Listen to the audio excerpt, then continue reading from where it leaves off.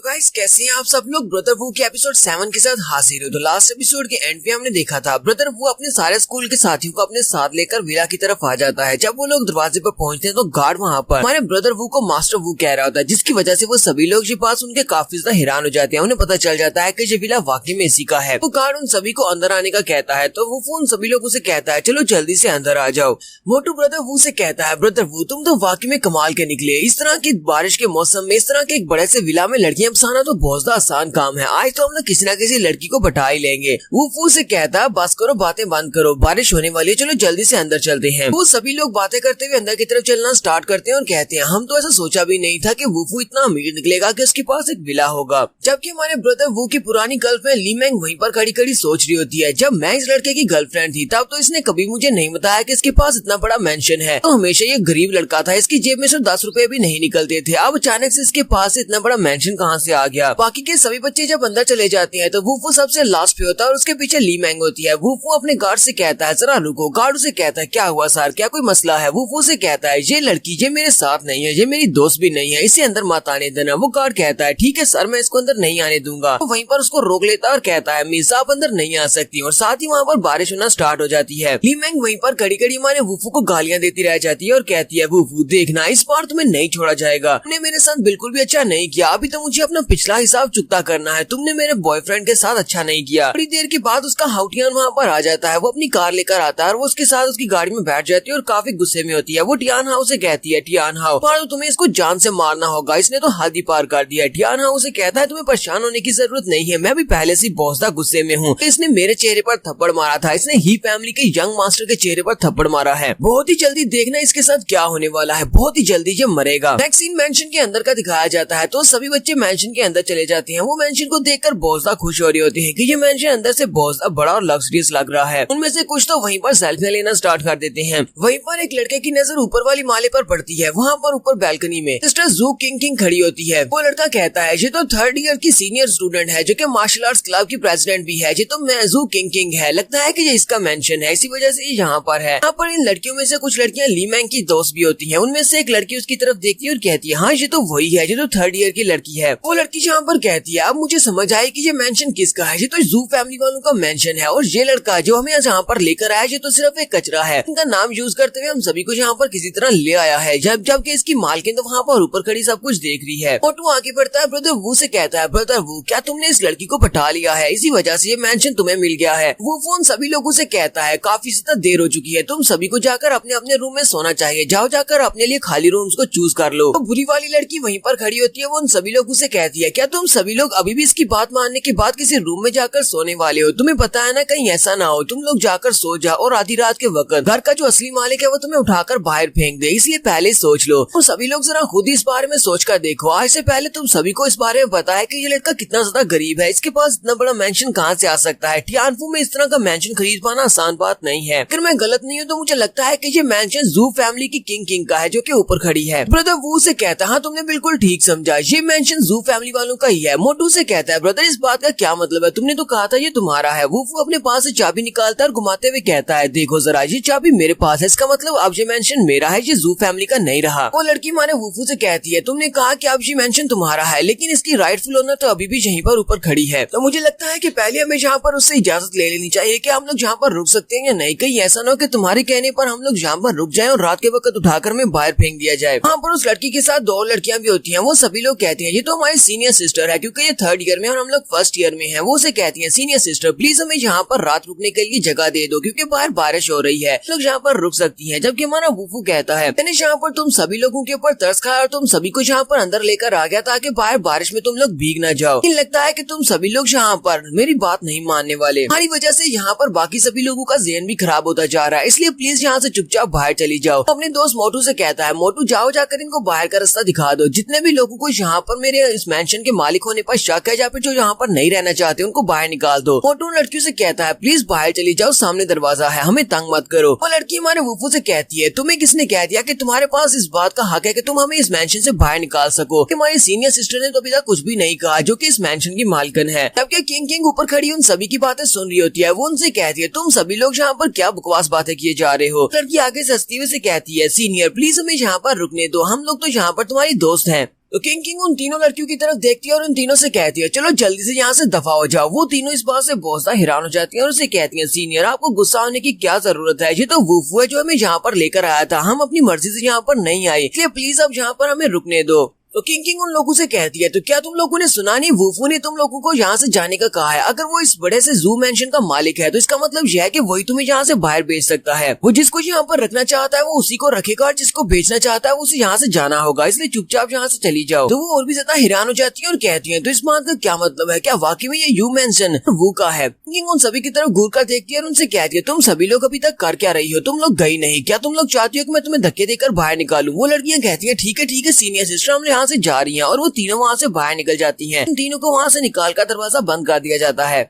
तो उन सभी के चले जाने के बाद वूफू किंग की तरफ देखता है और उससे कहता है तुम जा क्यों रही हो, तुम अभी तक सोए क्यों नहीं। वो उसे कहती है तुमने यहाँ पर इतना ज्यादा शोर मचाया हुआ है, इसी वजह से मैं सो नहीं पा रही। मोटू रोता हुआ आगे बढ़ता है, वूफू से कहता है ब्रदर ये क्या, तुम दोनों में क्या चल रहा है, दोनों की बात तो इतनी ज्यादा बढ़ चुकी है कि तुम उससे पूछ रहे हो कि उसे नींद आ रही है या नहीं। तुमने मुझे बताया क्यों नहीं कि तुमने एक बहुत ही अमीर लड़की को फंसा लिया है। वूफू भी इसकी बात सुनने के बाद काफी हैरान होता है। नेक्स्ट सीन इनके अपने अपने रूम का दिखाया जाता है। तो वूफू अपने रूम के अंदर चला जाता है और बाहर से जितनी भी की पावर होती है वो सारी इकट्ठी होकर उसके रूम में जा रही होती है, क्योंकि वूफू पैडा कल्टीवेट कर रहा होता है। वूफू यहाँ पर अपनी स्टार स्वॉर्ड को कल्टीवेट कर रहा होता है, उसकी टूटी हुई स्टार स्वॉर्ड जो कि अब कंप्लीट हो रही है। पर बैठे बैठे वो काफी सारी डेंस की पावर को एब्जॉर्ब करता है, जिसकी वजह से वो लेवल अप कर रहा होता है। वो बड़ी स्पीड के साथ लेवल अप करता है। वूफू कहता है मैं तो अपनी की राम के मिडिल स्टेज के ऊपर पहुंच भी चुका हूँ। वो कहता है अपनी पिछली लाइफ में मुझे पूरे 3 साल लगे थे अपनी की रिफाइनिंग स्टेज से मिडिल की रिफाइनिंग स्टेज पर पहुंचने में, लेकिन अब तो ये सिर्फ और सिर्फ कुछ ही दिनों में हो गया है। इसका मतलब यह है कि इस बार मेरी कल्टीवेशन बड़ी तेजी के साथ बढ़ रही है। वूफू वहीं पर बैठा बैठा कल्टीवेट कर रहा था, जबकि उसी वक्त उसका हस्की भौंकना शुरू कर देता है। वो उसे कहता है क्या हुआ। वो उसके साथ बाहर निकल आता है। वो बैल्कनी में आकर खड़ा होता है, उसका हस्की सामने की तरफ देखकर भौंक रहा होता है। वूफू कहता है जी क्या, इसको क्या हुआ है, ये अचानक से भौंक क्यों रहा है। ऐसे वहाँ पर बाहर निकलता है तो उसके सर के ऊपर उसकी स्टार स्वॉर्ड भी बाहर निकल आती है। वो कहता है जी क्या, मेरी स्टार स्वॉर्ड भी रिएक्ट कर रही है, लगता है कि सामने कुछ ना कुछ तो होगा, चल के देख कर आते हैं। वो अपने हस्की को लेकर वहाँ मेंशन से बाहर निकलता है और वो दोनों जंगल की तरफ जाते हैं। तो वो दोनों जंगल की तरफ जाते हैं। तो वहाँ पर जाने के बाद हस्की वहीं पर मिट्टी को खोदना स्टार्ट करता है। वो मिट्टी को खोद रहा होता है। तो उस मिट्टी को खोदने के बाद वहाँ से तलवार का एक छोटा सा टूटा हुआ टुकड़ा निकलता है। वो उसे देखकर बहुत ज्यादा हैरान हो जाता है। वो उस तलवार के टुकड़े को उठाता है और कहता है ये तो स्टार स्वॉर्ड का टूटा हुआ एक टुकड़ा है। पता नहीं यहाँ पर ये किस किस्म का सीन है, स्टार स्वॉर्ड तो इसके पास पहले से ही है और अगर इसे यहाँ पर एक और स्टार स्वॉर्ड मिलनी है तो वो भी टूटी हुई क्यों है। इस बात की समझ नहीं आई, लेकिन फिर भी चले इसको एक्सप्लेन कर ही देते हैं। वो उस टूटे हुए तलवार के टुकड़े को उठाता और कहता है मेरी पिछली लाइफ में मुझे बहुत सारी मुश्किल का सामना करना पड़ा था, उसके बाद जाकर मुझे सिर्फ एक सिंगल स्टार स्वॉर्ड मिली थी, लेकिन अब यहाँ पर देखो मेरे पास रिबॉर्न होने के बाद मैंने इतनी आसानी के साथ अपनी स्टार स्वॉर्ड के हिल को दोबारा से हासिल कर लिया है। तो उसके हाथ में जो टूटा हुआ तलवार का टुकड़ा जो उसे अभी मिला है, उसके साथ ही उसके सर के ऊपर जो उसकी ओरिजिनल स्टार स्वॉर्ड होती है वो भी अपीयर होती है और वो उस टुकड़े को अपने अंदर एब्जॉर्ब करना स्टार्ट कर लेती है। वूफू कहता है तो मतलब यह कि बहुत ही जल्दी मैं अपनी ओरिजिनल स्टार स्वॉर्ड को दोबारा से हासिल कर लूंगा। वूफू बहुत ज्यादा खुश होता है और हंसना शुरू कर देता है। वूफू कहता है एक बार मैंने अपनी स्टार स्वॉर्ड को दोबारा से कंप्लीट कर लिया तो उसके बाद मैं उन सभी लोगों को मार डालूंगा जिन लोगों ने मुझे मारा था और जिनकी वजह से मैं यहाँ पर रीइंकार्नेट हुआ हूँ। इस बात से फर्क नहीं पड़ता कि अगर तुम सभी लोग मार्शल आर्ट्स की पीक पर पहुंच जाते हो या फिर गॉड लेवल पर भी पहुंच जाते हो, मैं फिर भी तुम लोगों को ढूंढ निकालूंगा और अपनी कल्टीवेशन को बढ़ाकर तुम्हें मार डालूंगा। यहाँ पर ये लोग अपनी कैंपिंग ट्रिप को खत्म करने के बाद वापस आ जाते हैं। तो नेक्स्ट सीन हमें यूनिवर्सिटी के मार्शल आर्ट्स क्लब का दिखाया जाता है। किंग अपने मार्शल आर्ट्स क्लब में वापस आती है। लड़कियां उसे देखकर कहती है प्रेसिडेंट आपको वेलकम बैक, आप वापस आ गई। कि प्रेसिडेंट हमारी किंग है। किंग को देखकर काफी ज्यादा खुश होती है। किंग वहाँ पर आती है और उन सभी लोगों से कहती है काफी लंबे अरसे से अपने स्कूल से और मार्शल आर्ट्स क्लब से दूर रही हूँ, तो अब मुझे लगा कि अब वापस आने का वक्त आ चुका है। तो ये काफी दिनों के बाद स्कूल वापस आई है कि इसकी मेडियंस ब्लॉक थी, इसी वजह से ये मार्शल आर्ट्स क्लब में काफी कमी आती थी। आदि किंग उन लड़कियों से कहती है क्या तुम में से किसी को पता है कि वूफू कौन है। उनमें से एक लड़की उसे कहती है सीनियर सिस्टर मुझे पता है कि वूफू कौन है। वो उसे कहती है हाँ बताओ कौन है। तो वो लड़की कहती है वो ट्रांसफर स्टूडेंट है और वो फर्स्ट ईयर में पढ़ता है। मैंने सुना है कि उसने टियान हाउस से पंगा लिया है ही फैमिली के सेकंड यंग मास्टर के साथ। फिलहाल के लिए इस वक्त वो दरवाजे के पास है। दरवाजे के पास कुछ गुंडों ने उसको रोका हुआ है और मुझे लगता है कि वो गुंडे उसे बहुत ही बुरी तरह से पीटने वाले हैं। लेकिन प्रेसिडेंट आप हमसे इसके बारे में क्यों पूछ रही हैं? क्या आप उस लड़के को जानती हैं? वो इतना खास नहीं है, बस ऐसे ही गरीब सा लड़का है। किंग उसकी बात सुनने के बाद खामोश हो जाती है कि अब उसे क्या जवाब दे। वो लड़की भी आगे से काफी घबरा जाती है क्योंकि किंग काफी स्ट्रॉन्ग भी है। किंग आगे से शर्माते हुए उसे कहती है नहीं मैं उस लड़की को जानती नहीं हूँ, मैं तो बस ऐसे ही पूछ रही हूँ। कमीने ठरकी को तो मर जाना चाहिए। जबकि उसी वक्त ब्रदर वू को भी छींक आती है। वो कहता है लगता है कि कोई मेरी बुराई कर रहा है। तो वो जैसे स्कूल गेट से अंदर दाखिल होने लगता है उसी वक्त उसके सामने 3-4 गाड़ियां आकर रुकती हैं और उन गाड़ियों के अंदर से काफी सारे गुंडे उतरते हैं। वो गुंडे उतरते ही स्कूल के दूसरे स्टूडेंट से कहते हैं तुम सभी लोग यहाँ पर क्या देख रहे हो, जाओ जाकर अपना अपना काम करो। टियान हाउ ने लास्ट टाइम जिस ब्रदर ब्याओ से कहा था तो ब्रदर ब्याओ यहाँ पर अपने गुंडे लेकर आ चुका है और वो हट्टा कट्टा बंदा है और हमारे वुफू के सामने खड़ा होकर उससे कहता है तो क्या तुम्हारा नाम वुफू है। तो यहीं पर हमारी एपिसोड 7 का एंड करेंगे। तुम्हारा नाम वुफू है। वो अपने साथ काफी सारे गुंडे लेकर आया होता है और उन सभी गुंडों के हाथ में उनके लोहे के बैट होते हैं। ऐसे गुंडा कहता है टियान हाउ तो काफी ज्यादा बुरा होता जा रहा है, इस तरह के कमजोर से लड़के से उसने मार खा ली। उसके बाद उसने हमारे जैसे गुंडों को इस लड़के से निमटने के लिए यहाँ पर भेज दिया। पता नहीं उसके दिमाग में क्या चल रहा होता है जो इस तरह के कमजोर लड़कों से मार खा के वापस आता है।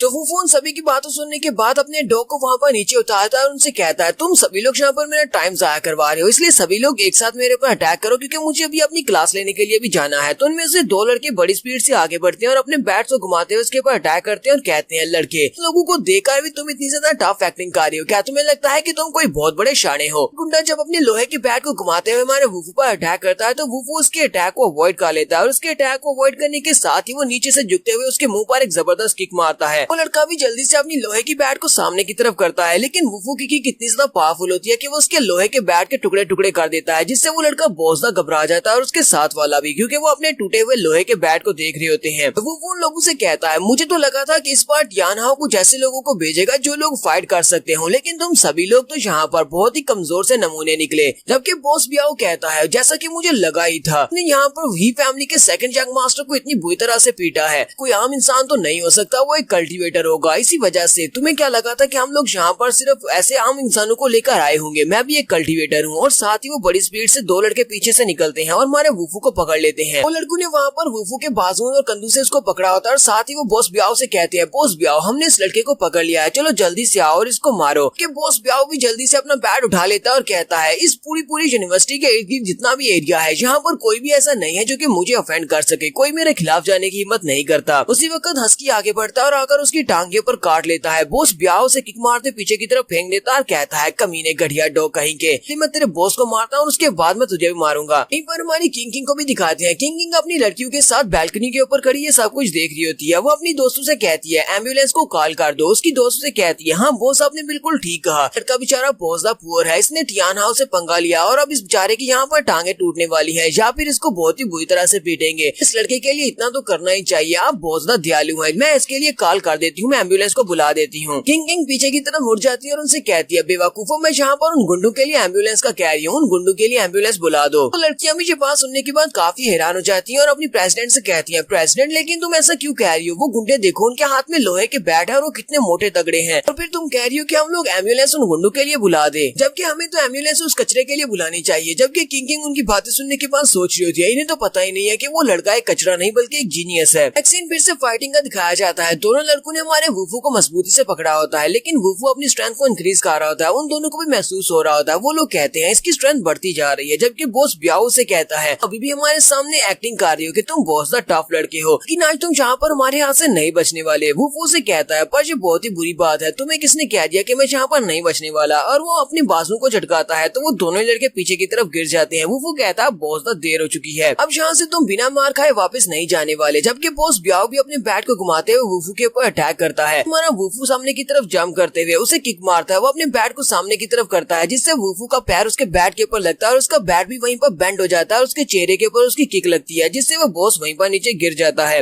ये सभी लोग भी बहुत ज्यादा घबरा जाते हैं और कहते हैं ये क्या, इसने तो बॉस ब्याओ को एक ही किक के साथ पीछे फेंक दिया, अब हम लोग क्या करें। तो बॉस ब्याओ से पूछ रहे होते हैं बॉस ब्याओ क्या तुम ठीक हो, लेकिन बॉस ब्याओ तो एक ही किक खाने के बाद बेहोश हो चुका है। उसके बाद एक और लड़का भागता हुआ आगे बढ़ता है अपने बॉस ब्याओ के बेहोश होने का बदला लेने के लिए। वो जैसे हमारे वुफू के करीब पहुंचता है, हमारा वुफू वहीं से अपने पंच को सामने करते हुए एनर्जी को रिलीज करता है और उसके मुंह पर एक पंच मारता है, वो भी पीछे की तरफ गिर जाता है। जबकि बाकी के सभी बेवकूफ जब उन्हें पता भी चल गया है कि ये काफी स्ट्रॉन्ग है और उनका बॉस भी गिर चुका है, वो सभी लोग भी मार खाने के लिए भागते हुए आगे बढ़ते हैं। वो सभी अपने बैट लेकर आगे बढ़ते हैं और कहते हैं चलो जल्दी से आगे बढ़ो और इसको पीटो। इस बार वो सभी मिलकर हमारे वुफू के ऊपर अपने बैट्स के साथ अटैक करते हैं, जबकि हमारा वुफू वहीं पर अपनी एनर्जी को रिलीज करते हुए उन सभी को किसी को पंचिस मार रहा होता है और किसी को किक मार रहा होता है। देर के बाद का सीन दिखाते हैं, वो सभी लोग अपने सूजे और फूले हुए मुंह के साथ वहाँ पर खड़े होते हैं। वो साथ ही सोच रहे होते हैं टियान हाउ ने कहा था कि ये लड़का एक कचरा है, लेकिन ये कचरा कैसे हो सकता है, जरा हमारी हालत तो देखो, ये तो हेल का किंग लगता है। वो उन सभी लड़कों से कहता है तुम सभी लोग यहाँ पर सीधे होकर खड़े हो जाओ, तुम लोग यहाँ पर बैंड क्यों हो रहे हो। आदि वो उन लड़कों से कहता है चलो जल्दी से अपने बॉस को उठाओ और मेरे पीछे पीछे मेरे क्लासरूम की तरफ आओ। जबकि उनमें से एक लड़का अपनी जान बचाने के लिए उसे और कोई बहाना नहीं आता, तो वो उसे कहता है बिग ब्रदर आज मेरी ग्रैंडमा की शादी होने वाली है, इसलिए प्लीज मुझे जाने दो। कि उसके बाकी के गुंडे दोस्त से कहते हैं क्या तुम्हारी ग्रैंडमा की शादी हो रही है, लेकिन तुम्हारी ग्रैंडमा तो मर चुकी है।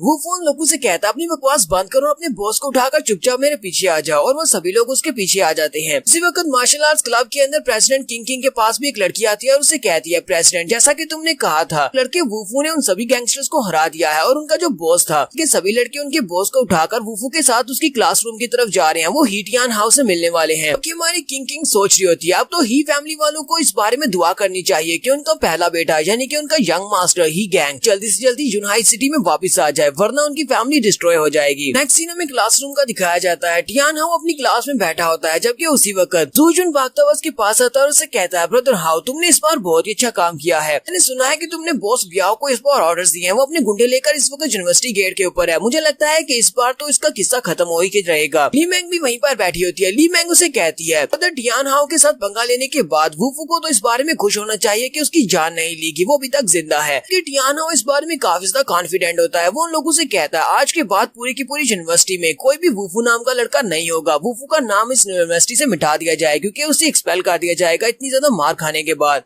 जूजुन कहता है इस तरह के लोगों के लिए तो मरने के बाद कोई दुआ भी नहीं करता क्योंकि ये कचरे से ज्यादा कुछ भी नहीं है। तो सेम उसी वक्त दरवाजा खुलता है। वो सभी लोग बाहर की तरफ देखते हैं। वुफू अंदर आता है। वुफू ने बॉस ब्याओ को पकड़ा होता है। बॉस ब्याओ को लेकर वहाँ पर आता है और उनके सामने फेंक कर कहता है कहीं तुम लोग इस बंदे को तो नहीं ढूंढ रहे। टियान हाउ, ली मैंग और साथ में जूजुन वो तीनों ये देखकर बहुत ज्यादा घबरा जाते हैं कि इसने तो बॉस ब्याओ को भी बहुत ही बुरी तरह से पीटा है और उसको पीट कर यहीं पर उठा कर ले आया है क्योंकि वो फर्स्ट ईयर का स्टूडेंट है और टियान हाउ फर्स्ट ईयर का स्टूडेंट नहीं है बल्कि वो अपर क्लास का स्टूडेंट है। तो उसी वक्त वहाँ पर एक और लड़का होता है जो कि बड़ा टफ बनने की कोशिश कर रहा था। वो वुफू से कहता है क्या तुम्हें किसी ने बताया नहीं कि सीनियर्स की क्लास में आते हुए दरवाजे के ऊपर नॉक करके आते हैं, फर्स्ट ईयर के स्टूडेंट्स को लगता है कि मैनर्स सिखाने पड़ेंगे। वो लड़का बड़े गुस्से के साथ आकर हमारे वुफू से कहता है अगर तुम्हें तुम्हारी जगह के बारे में पता है तुम सिर्फ और सिर्फ एक फर्स्ट ईयर हो, चलो जल्दी से यहाँ से दफा हो जाओ, अपनी क्लास में जाओ। लेकिन वुफू से आगे से कोई भी जवाब नहीं दे रहा था। वो उसको कॉलर से पकड़ता है और उसे कहता है क्या तुमने सुना नहीं, क्या तुम बहरे हो, मैंने कहा यहाँ से दफा हो जाओ। वुफू उसके चेहरे पर एक थप्पड़ मारता है। सिर्फ एक ही थप्पड़ काफी होता है और वो दीवार के साथ पटकता है और वहीं पर बेहोश हो जाता है। वुफू कहता है इस सब से तुम्हारा कोई भी ताल्लुक नहीं है, इसी वजह से दफा रहो और इस सब में पढ़ने की कोशिश मत करो। किंग भी वहीं पर आ जाती है और वहाँ पर आने के बाद वो सभी लड़कियां उसके साथ ही होती हैं। वो उसकी तरफ देखती हैं और कहती हैं ये तो सिर्फ एक फर्स्ट ईयर का स्टूडेंट है और जहाँ पर देखो ये किस तरह सीनियर्स को पीट रहा है, इतना अच्छा फाइटर कब से बन गया है। वुफू किंग की तरफ देखता है। किंग वहाँ पर सामने खड़ी होती है और हस्की उसे देखते ही बहुत ज्यादा खुश हो जाता है। हस्की वहाँ पर उसकी तरफ देखकर लाट टपका रहा होता है। तो वुफू से कहता है तुम थोड़ी देर के लिए मेरे हस्की को संभाल सकती हो, मुझे यहाँ पर थोड़ा सा बिजनेस निपटाना है। और वो हस्की को उसको दे देता है और वो उसको उठाकर वहीं पर खड़ी हो जाती है और कहती है ये कमीना, इसने सभी लड़कियों के सामने मुझे अपना डॉग पकड़ा दिया। तो जूजुन यहाँ पर हमारे वुफू को धमकी देते हुए कहता है वुफू हम लोग अभी भी यूनिवर्सिटी में और अपने क्लासरूम में, अगर तुमने यहाँ पर कोई मुश्किल क्रिएट की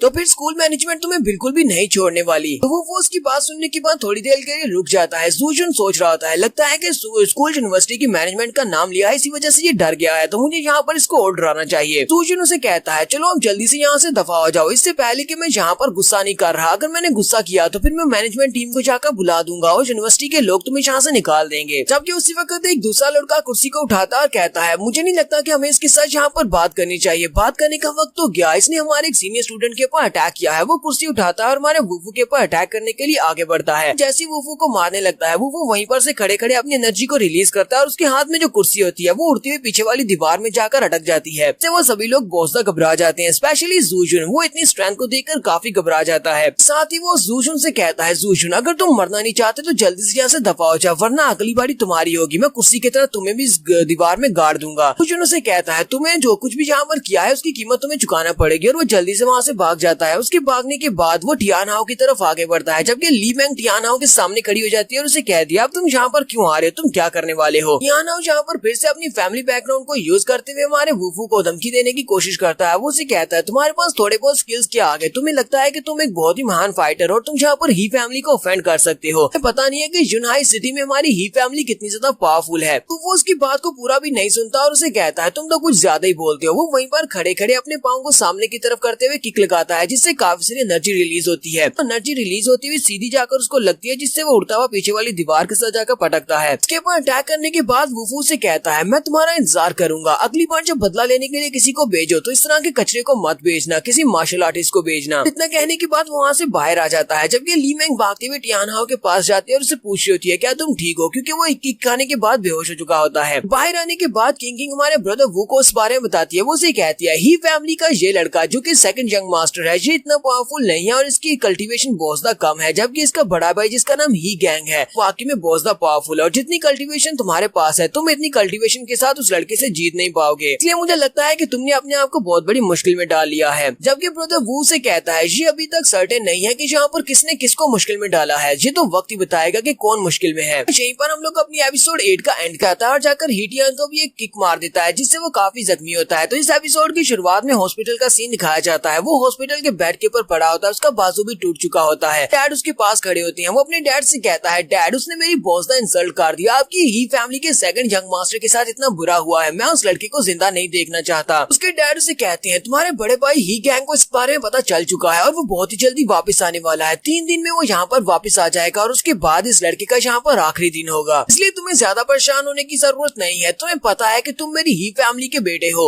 और मैं अपनी फैमिली का नाम तो नहीं खराब होने दे सकता। बहुत ही जल्दी मेरा बड़ा बेटा वापस आएगा और मेरी फैमिली का नाम दोबारा से राइज करेगा, लेकिन मेरे बेटे के आने से पहले मैंने यहाँ पर किसी और को भी हायर किया है, चलो पहले उससे मिल लेते हैं। दरवाजा खुलता है और एक किलर अंदर आता है जो कि काफी अच्छा मार्शल आर्टिस्ट होता है और वो काफी पावरफुल भी लगता है। तो वो अंदर आने के बाद उसे कहता है सेकंड यंग मास्टर आपको ज्यादा परेशान होने की जरूरत नहीं है, उस लड़के की कल्टीवेशन बेस की रिफाइनमेंट स्टेज के ऊपर है और वो इतना भी पावरफुल नहीं है। तो कुछ दिनों की बात है, 1-2 दिन के बाद मैं उसका पीछा करूंगा और उसके बाद उसे इस दुनिया से मिटा दूंगा। साथ ही वो वहाँ पर हंसना शुरू कर देता है, बड़ी क्रिंजी से स्माइल दे रहा है जैसे कि ये बहुत बड़ा कोई विलन है। यहीं से हमारा नेक्स्ट सीन रूम का दिखाया जाता है, जहाँ पर वुफू अपने रूम में अपने बेड के ऊपर आराम से लेट रहा होता है। उसी वक्त मोटू भागता हुआ अंदर आता है। मोटू से कहता है ब्रदर वू बहुत ही बुरा होने वाला है। वुफू से कहता है अब क्या हो गया, हमेशा ही तुम कोई बुरी खबर लेकर आते हो, अब मुझे बताओ क्या हुआ है। उसे कहता है कल तुमने जूजुन के साथ पंगा लिया था, तुमने उसको बहुत ज्यादा डरा दिया था, इसी वजह से जूजुन अपने अंकल को यूज करते हुए यहाँ पर से डिसिप्लिनरी कमेटी के मेंबर्स को लेकर आ रहा है। वो यहीं पर हमारे रूम की तरफ आ रहा है। डिसिप्लिनरी कमेटी के जो मेंबर है वो उसके अंकल है, इसी वजह से वो इस मौके का फायदा उठाने वाला है। तक वो यहाँ पर पहुँचे नहीं तो हम लोग यहाँ से खिसक लेते हैं, अगर हम उन्हें रूम में मिलेंगे नहीं तो फिर एक्शन किसके खिलाफ लेंगे। लेकिन वो लोग अभी यहाँ से भागते ही नहीं है कि उसी वक्त दरवाजा खुलता है। जूजुन अंदर आता है और उसे कहता है तुम यहाँ से भागना चाहते हो, तुमने कल यहाँ पर क्लासरूम में मुझे मारा था और अब तुम यहाँ से भाग कर जाना चाहते हो। साथ ही उसकी डिसिप्लिनरी कमेटी के अंकल भी उसके साथ ही होते हैं। कल जैसे रूम के अंदर आते हैं वो बिस्तर के ऊपर देखते हैं कि हस्की बैठा होता है, वो उसकी तरफ देखकर भौंक रहा होता है। अंकल उसे देखकर कहते हैं ये क्या, तुम्हारे पास तो तुम्हारा डॉग है। वो उसे घूर कर देखते हैं तो हस्की बेचारा वहीं पर चुप होकर बैठ जाता है। अंकल वहाँ पर आते ही हमारे वुफू से कहते हैं लड़के तुमने यहाँ पर बाहर से लड़कों को मंगवाया और यहाँ पर लड़कों को मंगवा कर हमारी क्लास के लड़कों को बुली किया। इसके अलावा तुमने अपने डॉर्म रूम के बेड के ऊपर अपने डॉग को रखा हुआ है। तुम्हें पता भी है कि डॉर्म रूम्स के अंदर डॉग्स रखना अलाउड नहीं है, ताकि रूल्स को तोड़ना ये तुम्हारी हॉबी है। मोटू आगे बढ़ता है और उसे कहता है डायरेक्टर प्लीज आपको गलतफहमी हो गई है, ब्रदर वू ने उन लोगों को नहीं बुलाया था, बल्कि वो लोग तो टियान हाओ के कहने पर यहाँ पर आए थे ब्रदर वू को मारने के लिए, इसलिए प्लीज आपको इस सारे मसले को दोबारा इन्वेस्टिगेट करना चाहिए। तो जूजुन उसे कहता है अब तुम्हें किसने कह दिया कि तुम बीच में बात कर सकते हो, अगर तुम यहाँ से निकलना नहीं चाहते चुपचाप साइड पर खड़े रहो वरना तुम्हें भी उठाकर बाहर फेंकेंगे। वो भी उठकर खड़ा हो जाता है और अपने दोस्त मोटू से कहता है मोटू इनके ऊपर टाइम वेस्ट करने की जरूरत नहीं है, ये लोग तो पहले से यहाँ पर अपना माइंड बनाकर आए हैं कि इन्हें हमें यहाँ से निकालना है या फिर हमारे खिलाफ ही एक्शन लेना है। वो उन लोगों से कहता है क्या तुम लोगों को लगता है कि सिर्फ पैसा होने से तुम्हारे पास पावर आ जाती है, लेकिन इस दुनिया में सिर्फ और सिर्फ पैसे से पावर नहीं आती।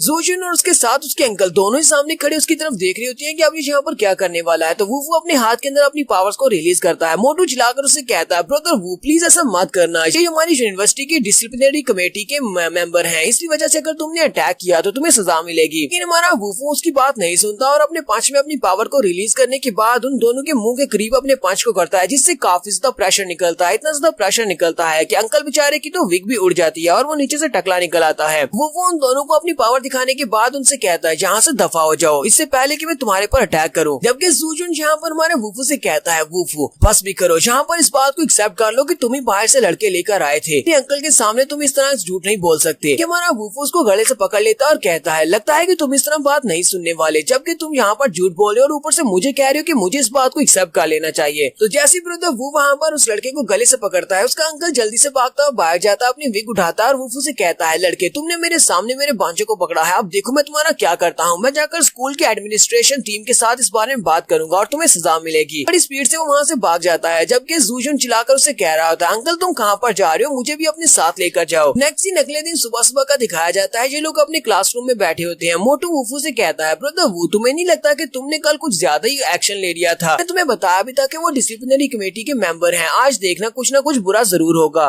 इसी वक्त क्लासरूम के अंदर एडमिन टीम से भी एक बंदा आता है और उसके साथ डिसिप्लिनरी कमेटी के मेंबर भी होते हैं, यानी कि हमारे जूजुन के अंकल भी होते हैं। वो लोग वहाँ पर आते हैं, सभी बच्चों से कहते हैं सभी बच्चे शांत हो जाओ और चुपचाप यहाँ पर बैठो, हम लोग यहाँ पर कुछ अनाउंस करने के लिए आए हैं। हम लोग यहाँ पर फर्स्ट ईयर के स्टूडेंट वूफू के बारे में बात करने के लिए आए हैं, क्योंकि वूफू ने यहाँ पर स्कूल के काफी सारे रूल्स को तोड़ा है। इसके अलावा उसने यहाँ पर टीचर्स और एल्डर्स की काफी ज्यादा इंसल्ट की है। इसने यहाँ पर एक स्टूडेंट यान हाओ के ऊपर अटैक किया था, जिसकी वजह से अब वो हॉस्पिटल में है और उसका बाजू टूट चुका है। वो लोग यहाँ पर ये वाली बात करते हैं तो क्लास में बैठे हुए बच्चे बातें करना शुरू कर देते हैं और कहते हैं ये तो यहाँ पर उल्टा बता रहे हैं, उन्होंने तो ऐसा कुछ भी नहीं किया। वूफू को मारने के लिए वो लोग यहाँ पर बाहर से गुंडे लेकर आए थे, जिसकी वजह से वूफू ने उनके ऊपर अटैक किया, तो उसने सेल्फ डिफेंस में ये सब कुछ किया है, तो उसने यहाँ पर कोई भी रूल नहीं तोड़ा। प्रेसिडेंट अपने पास से एक लेटर निकालते हैं और उन सभी लोगों से कहते हैं हमने स्कूल के एडमिन टीम के साथ इस बारे में बात की है और इसने रूल्स को तोड़ा है, इसी वजह से इस लड़के को स्कूल से निकाला जाता है। तुम सभी लोगों के लिए एक वार्निंग है, तुम में से कोई भी दोबारा कभी भी स्कूल में इस तरह की हरकत मत करना। वहाँ पर क्लासरूम के बच्चे बातें कर रहे होते हैं। वो कहते हैं यहाँ पर तो टियान हाओ को निकालना चाहिए था, लेकिन टियान हाओ क्योंकि काफी ज्यादा अमीर है और ऊपर से ही फैमिली का सेकंड यंग मास्टर है, इसी वजह से उसे यहाँ से कौन निकालेगा। स्कूल में उसके काफी सारे लिंक्स हैं। मैं तो इस बारे में समझ नहीं आ रही कि ये लोग यहाँ पर से वूफू को क्यों निकाल रहे हैं। ब्रदर वू को तो यहाँ से नहीं निकालना चाहिए। जूजुन भी क्लासरूम के बाहर खड़ा ये सब कुछ देख रहा होता है, क्योंकि वो भी अपर क्लासमैन है, वो इसका सीनियर है। कहता है इस लड़के ने कल हमारे साथ पंगा लिया था, अब देखना मैं कैसे इसको स्कूल से निकालूंगा और दोबारा कभी भी ये स्कूल की शक्ल नहीं देख पाएगा। मैनेजर हमारे वूफू से कहते हैं लड़के क्या तुम्हें यहाँ पर अपनी सफाई में कुछ कहना है? हमारा वूफू आगे से बिल्कुल खामोश होता है। उसी वक्त दरवाजा खुलता है और किंग अंदर आती है। किंग उनसे कहती है मुझे यहाँ पर कुछ कहना है। डायरेक्टर मैनेजर उसे कहते हैं किंग तुम यहाँ पर क्या कर रही हो? ये क्लासरूम है और क्लासरूम में तुम इस तरह नहीं आ सकती, तुम थर्ड ईयर की स्टूडेंट, जाओ जाकर अपनी क्लास में बैठो। किंग उनसे कहती है डायरेक्टर आपको तो पता होगा यहाँ पर जो मार्शल आर्ट्स का क्लब है मैं उसकी प्रेसिडेंट हूँ और हमारा वूफू हमारी मार्शल आर्ट्स क्लब का एक मेंबर है। मेंबर को बचाने के लिए मैं तो यहाँ पर आऊंगी। किंग अपने साथ बॉस बियाओ को भी उठाकर लाई होती है। वो उसे कहती है चलो जल्दी से आगे बढ़ो और इन्हें सारी बात बताओ। वो उनसे कहती है तुम लोगों को क्या लगता है कि तुम लोग यहाँ पर जो चाहे वो कर सकते हो, तुम में से कोई भी ब्रदर वू को यहाँ से निकाल नहीं सकता। वूफू भी जल्दी से उठकर खड़ा हो जाता है और किंग से कहता है हालांकि तुम यहाँ पर जो कुछ भी कर रही हो ये सब कुछ जरूरी नहीं था, मैं खुद इस मसले को निपटा लेता, लेकिन फिर भी तुम्हारा बहुत बहुत शुक्रिया। किंग भी उसकी बात सुनने के बाद काफी गुस्सा होती है और कहती है इस लड़के की ईगो तो देखो, हमेशा इसकी नाक पर बैठी रहती है। अगर मैं इस ब्याह को यहाँ पर नहीं लेकर आती तो फिर तुम इस मसले से कैसे निपटते? तुम्हारे पास इस मसले से निकलने का कोई और हाल था। वूफू वहाँ पर अपनी एनर्जी को रिलीज करते हुए कहता है इन सभी के खिलाफ जाना तो मेरे लिए बहुत ज्यादा आसान है। तो यहाँ पर वूफू जितनी भी एनर्जी को रिलीज करता है सिर्फ और सिर्फ दूसरा कल्टीवेटर ही देख सकता है, यानी कि वहाँ पर सिर्फ किंग ही उसकी पावर को देख सकती है और कोई भी नहीं देख सकता। उसकी पावर्स को देखकर काफी हैरान होती है। वो कहती है ये तो मेटामॉर्फोसिस स्टेज के ऊपर पहुंच चुका है,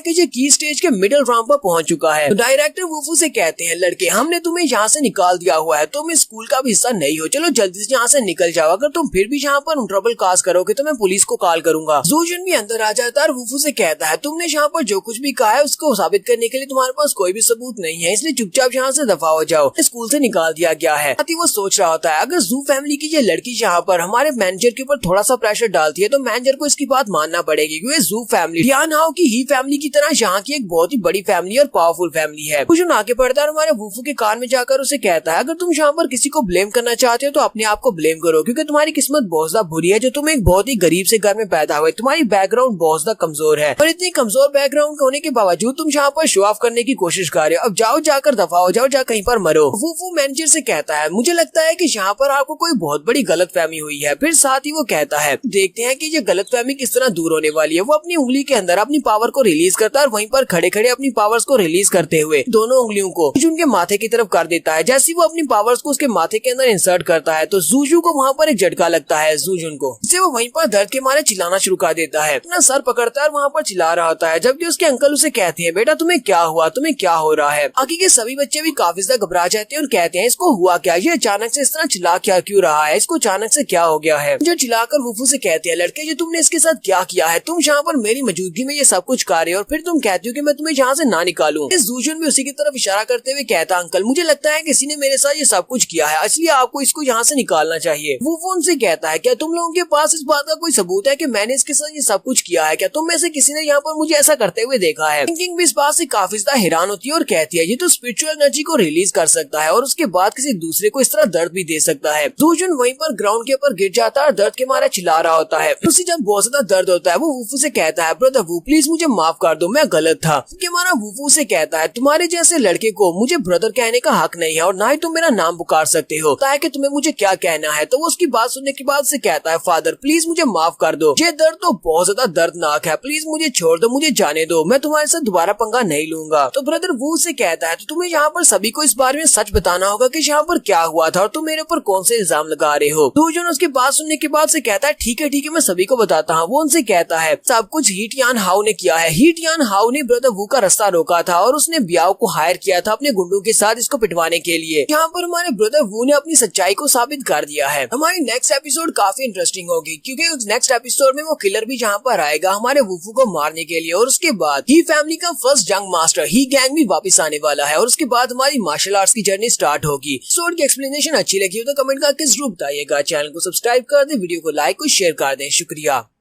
तर वुफू से कहता है ठीक है मैं सब कुछ सच बता देता हूँ। और वहाँ पर सभी को सच बताता है कि कुछ गैंग के लोग यहाँ पर आए थे जिन्हें हिटियान हाउ ने यहाँ पर भेजा था वुफू को मारने के लिए। इसके अलावा वुफू ने यहाँ पर कुछ भी बुरा नहीं किया। सभी क्लास वाले मेंबर्स को तो पहले इस बारे में पता होता है। वो सभी लोग उसकी बात सुनने के बाद खामोश होते हैं, जबकि उसके अंकल उसे कहते हैं वुफू ये तुम इसके साथ क्या कर रहे हो, तुम जबरदस्ती से ये सब कुछ करवा रहे हो। जबकि हमारा वुफू डिसिप्लिनरी कमेटी के अंकल से कहता है तुमने सुना नहीं, इसने खुद ही तुम्हारे सामने सारा सच बता दिया है, क्या तुम्हें अभी भी किसी सबूत की जरूरत है। किंग भी उसे कहती है मुझे लगता है कि अब हमारे मार्शल आर्ट्स क्लब के इस लड़के वुफू के साथ तुम लोग जस्टिस करोगे और तुम लोग जहाँ पर इसको फेयरली इन्वेस्टिगेट करोगे, जाओ जाकर इसको दोबारा से इन्वेस्टिगेट करो। अंकल भी इस बात से काफी ज्यादा हैरान हो जाते हैं और सोच रहे होते हैं आखिर जू फैमिली के लोगों का इसके साथ क्या ताल्लुक है, जू फैमिली की ये लड़की बार बार इसको बचाने के लिए यहाँ पर क्यों आ रही है। तो अंकल उसे कहते हैं जू किंग तुम्हें ज्यादा परेशान होने की जरूरत नहीं है, हमारी डिसिप्लिनरी कमेटी हमेशा ही सही फैसला करती है, हम लोग सोच विचार करने के बाद और सारे इन्वेस्टिगेशन के बाद यहाँ पर ठीक फैसला करेंगे। और फिर वो अपने भतीजे को लेकर वहाँ से चले जाते हैं। उनके वहाँ से चले जाने के बाद हमारा वुफू किंग से पूछता है मैंने कब तुम्हारी मार्शल आर्ट्स के क्लब को ज्वाइन किया, मैंने तुम्हारे क्लब को ज्वाइन किया ही नहीं। किंग उसे कहती है तुम तो बहुत ज्यादा अनग्रेटफुल हो, मैंने यहाँ पर तुम्हारी हेल्प की है, मैंने ये सब कुछ इसीलिए किया ताकि वो दोबारा तुम्हें परेशान ना करें। और फिर साथ ही वो अपनी जू फैमिली की तारीफें करना स्टार्ट कर देती है। वो उसे कहती है हमारी जू फैमिली जहाँ की काफी बड़ी इन्फ्लुएंसर फैमिली है, जू फैमिली जो फैमिली में काफी अच्छी पावरफुल फैमिली है। वो जहाँ पर इसको इस बारे में बता रही होती है तो हमारा ब्रदर वो वहाँ से पहले से चला जा चुका होता है। पर खड़ा एक लड़का उसे कहता है सिस्टर जू तुम यहाँ पर किसके साथ बातें कर रही हो, वो तो कब का यहाँ से चला गया। इस बात से किंग फिर से गुस्सा हो जाती है और कहती है इस लड़के को क्या लगता है कि इसके पास थोड़े बहुत स्किल्स हैं तो ये हर मसले को फाइट करके सुलझा सकता है, इसमें तो कुछ ज्यादा ईगो है। तो नेक्स्ट सीन हमारे वुफू के रूम का दिखाया जाता है। वो अपने डॉर्म रूम में वापस आता है तो वहाँ पर सिर्फ और सिर्फ हस्की होता है, मोटू वहाँ पर नहीं होता। वो हस्की से कहता है मोटू कहाँ पर है, वो लगता है यहाँ पर नहीं है। उसी वक्त मोटू का मैसेज आता है, वो उसे कहता है मैं यहाँ पर नहीं हूँ, मैं बाहर हूँ। हमारा ब्रदर वो अपने हस्की को उठाता है और कहता है चलो हम लोग भी बाहर चलते हैं और वो लोग भी वहाँ से बाहर निकल आते हैं। यहीं से हमारा नेक्स्ट सीन दिखाया जाता है उसी विला का। तो विला हमारे वुफू को गिफ्ट में मिला है तो वुफू वहाँ पर चला जाता है, जबकि वहीं पर हमारी किंग को भी दिखाते हैं। किंग भी वहीं पर लेटी होती है। वुफू अपने हस्की को लेकर उस विला में आ जाता था ताकि वो वहाँ पर आकर कल्टीवेट कर सके। वो हस्की को वहीं पर छोड़ देता है, जबकि हस्की भागता हुआ सीधा किंग के पास चला जाता है। उसकी दोस्त से कहती है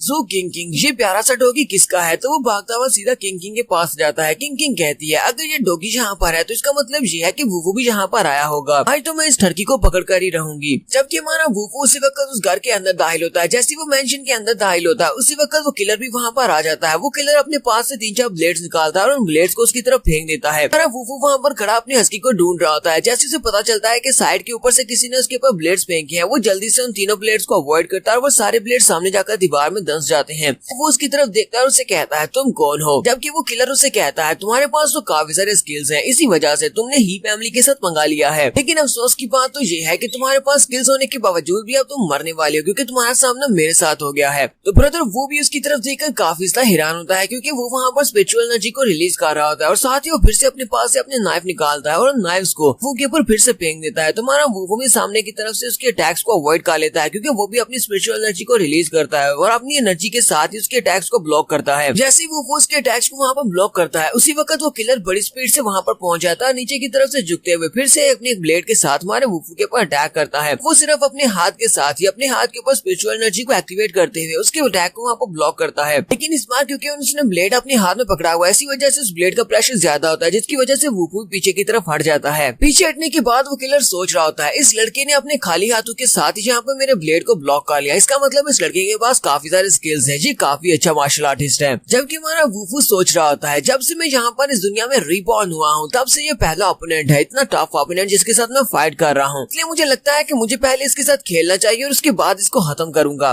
वो किलर भी हमारे वुफू से कहता है तुम्हारी हिम्मत कैसे हुई मेरे सामने इतने ज्यादा एरोगेंटली पेश आने की, तुम तो सिर्फ और सिर्फ एक की कल्टीवेटिंग राम के एक छोटे से कल्टीवेटर हो, तुम यहाँ पर मरने वाले। और साथ ही वो अपनी ब्लेड को सामने की तरफ करता है और उसके ऊपर अटैक करने के लिए आगे बढ़ता है। वो किलर यहाँ पर अपने कुछ शैडो स्किल्स को यूज करते हुए बड़ी स्पीड से हमारे वुफू के पीछे वाली साइड पर पहुंच जाता है और अपनी तलवार को घुमाते हुए उसके ऊपर अटैक करता है, जबकि हमारा वुफू भी वहीं से नीचे की तरफ झुकते हुए उसके अटैक को अवॉइड कर लेता है। किलर उसे कहता है तुम यहाँ पर सिर्फ और सिर्फ मेरे अटैक्स को अवॉइड कर रहे हो, तुम आगे से अटैक क्यों नहीं कर रहे, पहले तो तुम यहाँ पर बड़े एरोगेंटली बिहेव कर रहे थे। वुफू से कहता है मैं इस बात से डर रहा हूँ कि अगर मैंने यहाँ पर अपने स्किल्स को यूज किया तो तुम मर जाओगे। तो वो किलर अपनी तलवार को सामने की तरफ घुमाते हुए एक स्लैश लगाता है जिसकी वजह से उसकी काफी सारी की पावर रिलीज होती है। वुफू अपनी दोनों बाजू को सामने की तरफ करते हुए उसके अटैक्स को वहाँ पर ब्लॉक करता है। साथ ही वो किलर बड़ी स्पीड के साथ घूमते हुए फिर से हमारे वुफू के पिछली वाली साइड पे चला जाता है और उससे कहता है तुम यहाँ पर अभी भी कूल बनने की एक्टिंग कर रहे हो, चलो जल्दी से अब मर जाओ। ऐसी वो पीछे वाली साइड से आकर फिर से उसके ऊपर अटैक करने लगता है। वुफू से कहता है चलो ठीक है, लगता है मुझे भी यहाँ पर सीरियस होना पड़ेगा,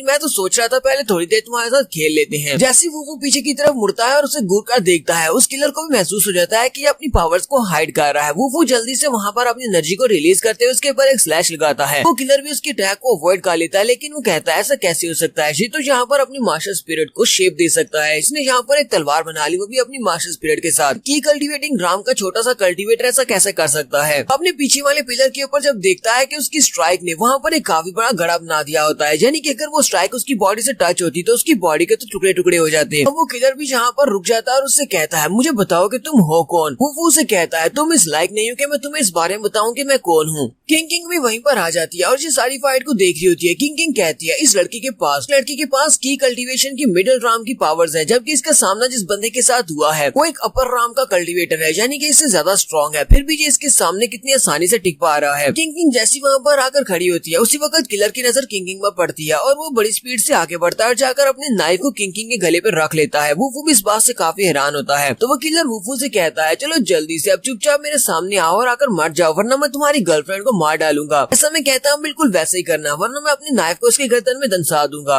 वुफू से इशारा करते हुए कहता है तुम इसके साथ जो करना चाहो कर सकते हो, ये मेरी गर्लफ्रेंड नहीं है। जबकि किंग भी चिल्लाकर उसे कहती है अच्छा ठीक है कि मैं तुम्हारी गर्लफ्रेंड नहीं हूँ, कम से कम मैं एक इंसान तो हूँ, क्या तुम एक इंसान को बचाने के लिए भी सब कुछ नहीं करोगे? क्या तुम्हें दिखाई नहीं दे रहा कि तुम्हारी आंटी को इस वक्त इस बंदे ने हॉस्टेज बनाया हुआ है? तो तुम मुझे नहीं बचाना चाहते तो ठीक है, लेकिन कम से कम इसके सवाल का जवाब तो दो जहाँ पर तुमने पूरी प्लानिंग की हुई है मुझे मरवाने की। इसी के साथ ही किंग वहाँ पर अपनी पावर्स को रिलीज करना स्टार्ट करती है। तो वो किलर जो कि उसकी गर्दन पे अपनी तलवार रख के खड़ा होता है उसे महसूस होता है उसके पास काफी सारा प्रेशर निकल रहा है। वो कहता है ऐसा कैसे हो सकता है, ये लड़की तो फार्मिंग स्टेज पर है, यानी ये की कल्टीवेशन लेवल से भी अप है। वहाँ से वो बहुत सा घबरा जाता है। वो किलर एक जोरदार चीख मारता है और इसी के साथ ही पीछे की तरफ गिर जाता है। किंग की दोस्त लड़कियां जो कि बाहर बैठी होती है उन्हें महसूस होता है। वो लोग कहती है अंदर अचानक क्या हो रहा है, लगता है कि प्रेसिडेंट अंदर है, लेकिन अंदर धमाके की आवाज क्यों आई है। वो किलर पीछे गिर चुका होता है और पीछे गिरने के बाद वो माफिया मांगना शुरू कर देता है। हमारी किंग से कहता है फीमेल हीरो प्लीज मुझे माफ कर दो, मेरे ऊपर तरस खाओ, मुझे यहाँ से जाने दो। हमारी किंग उसे कहती है ये आंटी यहाँ पर सिर्फ एक उंगली को घुमाते हुए तुम्हारी जान ले सकती है, फिर भी तुमने यहाँ पर इस आंटी के गले पर अपने छुरे को रखा और तुम मुझे मारने की कोशिश कर रहे थे,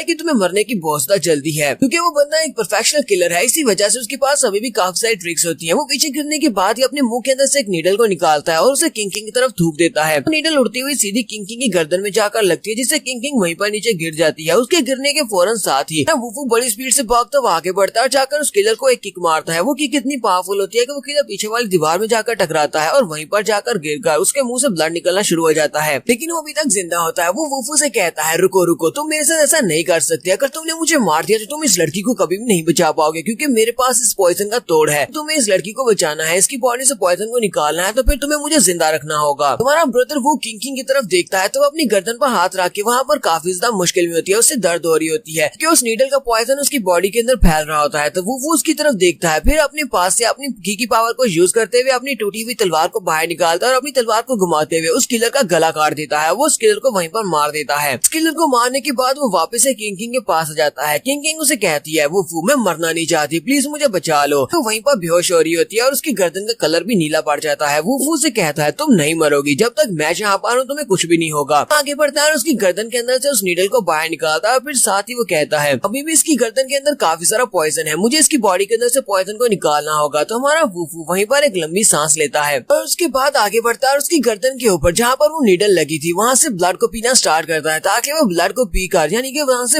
पॉइजन को चूस कर बाहर निकाल सके। उसकी गर्दन के अंदर से ब्लड को चूस कर बाहर निकाल रहा होता है, जबकि किंग भी वहाँ पर हल्के से अपनी आंखें खोलती है। उसी वक्त एक चीख की आवाज आती है। उसकी दोनों दोस्त लड़कियां वहाँ पर अंदर आ जाती हैं। वो जैसी अंदर आती हैं तो वो देखती हैं वो उसके ऊपर चढ़ा होता है और उसकी गर्दन के ऊपर किस कर रहा होता है। उन्हें ऐसे लगता है, वो लोग कहती हैं ये क्या हो रहा है, ये हमारी प्रेसिडेंट को किस क्यों कर रहा है। दोनों ही शर्माते हुए बाहर चली जाती है और कहती है चलो बाहर चलते हैं, हमें जहाँ पर डिस्टर्ब नहीं करना चाहिए। ये दोनों तो यहाँ पर लगे पड़े हैं। मानो वो उसकी गर्दन से सारे पॉइजन को निकालने के बाद उठकर खड़ा हो जाता है और उससे कहता है तुम्हारी बॉडी से सारा पॉइजन निकल चुका है, अब तुम बिल्कुल ठीक हो। किंग उसे कहती है तुम्हारा बहुत बहुत शुक्रिया, जबकि वुफू से कहता है वो किलर यहाँ पर मुझे मारने के लिए आया था, इसी वजह से मुझे ये सब कुछ तो करना था, इसी वजह से तुम्हें मुझे थैंक यू बोलने की भी जरूरत नहीं है। यहाँ पर हम लोग अपनी एपिसोड 10 का एंड करेंगे। नेक्स्ट एपिसोड में देखेंगे हमारे वुफू को मारने के लिए कराटे क्लब के लड़के आएंगे और उनके साथ वुफू क्या करेगा, ये हम लोग नेक्स्ट एपिसोड में देखेंगे। एपिसोड की एक्सप्लेनेशन अच्छी लगी हो तो कमेंट करके जरूर बताइएगा। चैनल को सब्सक्राइब कर दे, वीडियो को लाइक और शेयर कर दे। शुक्रिया।